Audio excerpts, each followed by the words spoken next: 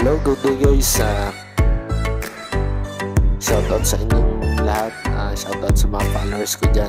Shoutout sa mga nanonood ng mga ina-upload ko na videos. Ito guys, sa araw na ito mag-unpack tayo ng mga orders natin galing sa Lazada. Ang in-order ko nga pala is yung sticky lens at shockproof frame ng Insta360 para sa mga para sa Insta360 camera ko guys na binili ko para mas safe sa gamitin at para maayos ang yung kuha ng camera.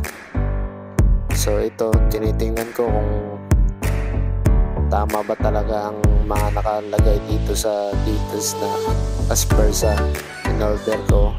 At ito, buksan ko na. Ayan, una kong binuksan in-unpack is yung shockproof frame ng Insta360. So far naman okay naman siya. Ayan, legit naman, okay naman yung item.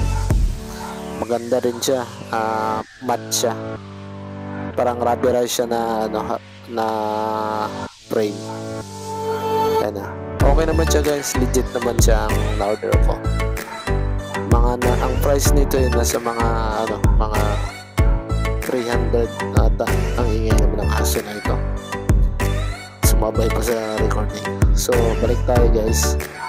Yan, meron pang kasamang pang-lock siya. Okay siya.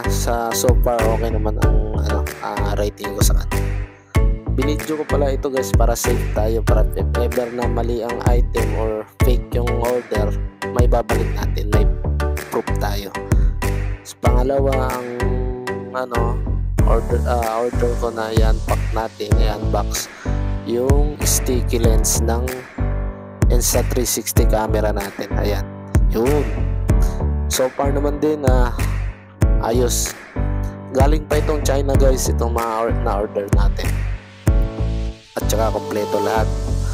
Ayan, may manual, yung dalawang lens na plastic, yan. Kompleto naman guys.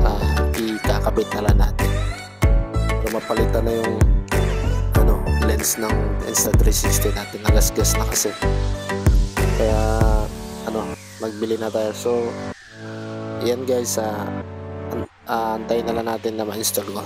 Salamat pala sa panonood. Legit dito guys. Keep safe everyone and God bless. Thank you guys.